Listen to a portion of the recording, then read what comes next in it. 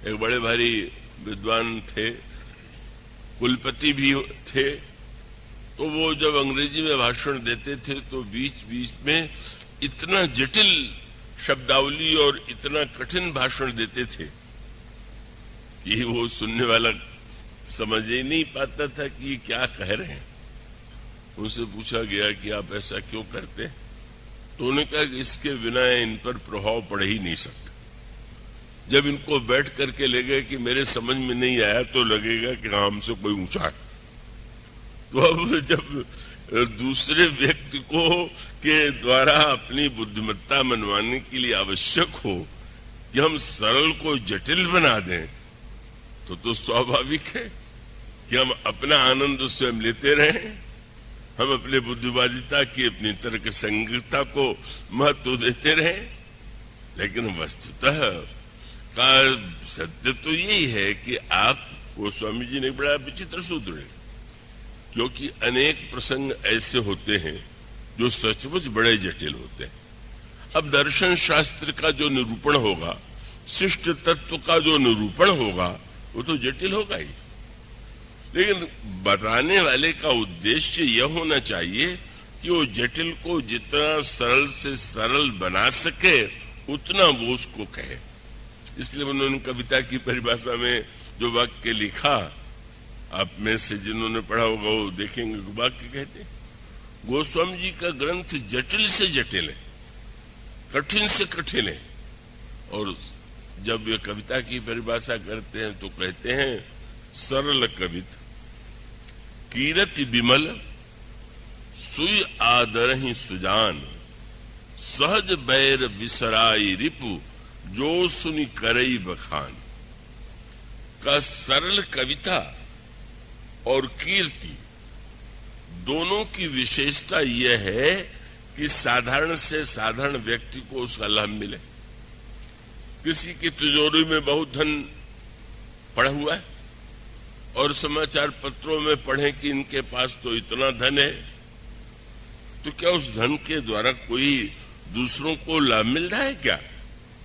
और किसी की कीर्ति अगर उसको दूसरों से बिल्कुल अलग बना दे, वो स्वामी जी कहते हैं कि नहीं नहीं, कविता सरल होनी चाहिए।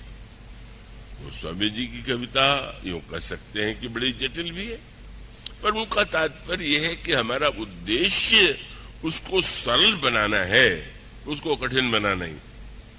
मैं एक वैज्ञानिक का संस्मरण पढ़ रहा था, बड़ा मीठा विनोद भरा था। संसार में जिन्होंने का सापेक्षवाद के सिद्धांत की खोज की पुरस्कृत हुए, बड़ा उनका सम्मान था। अब किसी नौजवान व्यक्ति ने मुझसे पूछ दिया कि सापेक्षवाद क्या है, जरा समझा दीजिए। अब कह सकते थे कि तुम्हारे समझने की वस्तु नहीं है, बड़ा जटिल सिद्धांत है, लेकिन उन्होंने उसको ऐसा विनोद भरे शब्द के द्वारा उसे समझाया कि वो अपने ढंग से उसका आनंद ले सके। उनका सापेक्षवाद का अर्थ यही है कि तुम जैसे नौजवान को अगर मुझ जैसे बूढ़े के पास बैठना पड़े तो थोड़ा समय भी बहुत प्रतीत होगा, और जब तुम किसी सुंदर युवती के पास बैठते हो तो तुम्हें बहुत समय भी थोड़ा लगता। यही सापेक्षवाद है। सापेक्षवाद सचमुच इतना ही नहीं है, पर उन्होंने ये सोचा कि सामने वाला व्यक्ति कम से कम उसका कोई अर्थ ले कि उसको सरलता से किस दृष्टांत के द्वारा वह बात कही जाए कि उसका थोड़ा आनंद सही, जिसको स्वयं जीवन में अनुभव करता है। सापेक्षवाद क्या सचमुच इतना ही है क्या? पर उसका अर्थ है कि सामने वाला यह अनुभव करे कि यह सापेक्षता तो हमारे सबके जीवन में होती है। और उसका अर्थ यह है कि गोस्वामी जी महाराज की जो सबसे बड़ी सफलता है वो यह है कि जटिल को भी, तत्व को भी का उन्होंने इतना रस में सराबोर कर दिया, इतना मधुर बना दिया कि साधारण से साधारण व्यक्ति को भी उसमें रस की अनुभूति होती। और जो व्यक्ति उसके अंतरंग में बैठ सकता है, उसको उसके अंतरंग में एक दिव्य तत्व ज्ञान का परिचय प्राप्त होता है। और इसीलिए एक सूत्र मैं बताऊं, बहुत वर्ष पहले जब हिंदू विश्वविद्यालय ने मुझे आमंत्रित किया था, उस समय एक विवाद खड़ा हो गया, और वो स्वाभाविक है, काशी विद्वानों की नगरी है, वहां खंडन मंडन की प्रवृत्ति भी स्वाभाविक रूप से विद्यमान है।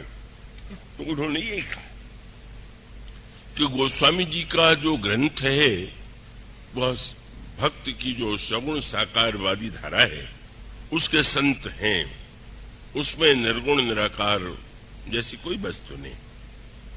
और उनको लगा कि मैं जो कुछ कह रहा हूं उसमें का वो शायद मैं अपने विचारों को तुलसीदास पर आरोपित कर रहा हूं, और अपनी विद्वत्ता के द्वारा हम उनमें वह दिखाना चाहते हैं जो उनमें नहीं। अब ये बात तो बहुत से लोग प्रशंसा में भी कहते हैं, लेकिन वो सत्य नहीं है। गोस्वामी जी ने एक छोटा सा सूत्र दे दिया, और वो सूत्र अगर समझ ले तो गोस्वामी जी की बहुत सी बातों को का जो बड़ी कठिन है, बड़ी जटिल है, उसको समझ करके भी आप आनंद ले लेंगे। मैं ऐसा करता हूं, आप थोड़ा एकाग्रता से उस तर्क पर ध्यान देंगे। उन्होंने ये कहा कि जैसे एक सरोवर है, तो सरोवर में जब कोई व्यक्ति स्नान करने के लिए जाता है तो देखता है कि जल साफ है कि नहीं, और अगर कोई व्यक्ति नहाना ही नहीं चाहता, पीना भी चाहता है, तो देखेगा कि जल में मिठास है कि नहीं, शीतलता है कि नहीं। और स्वाभाविक रूप से उन्होंने कहा कि श्री राम के चरित्र में ये सब है। जो श्री राम के चरित्र और लीला का जो पक्ष है, वो मानो लीला सगुण जो कहूं बखानी, सोई स्वच्छता करई मलहानी।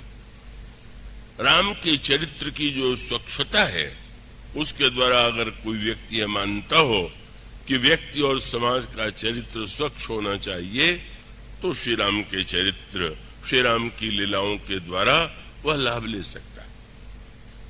पर जो भक्ति भावना से जो प्यासे हैं, उनके लिए उन्होंने कहा कि इसमें मिठास और शीतलता भी है।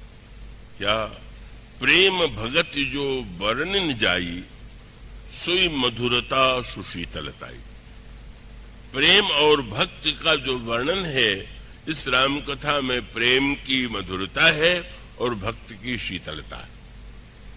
जो चरित्रवादी हैं वो चरित्र पा सकते हैं, जो भक्ति भावना से प्रेरित हैं वो मधुरता और शीतलता भी प्राप्त कर लेंगे।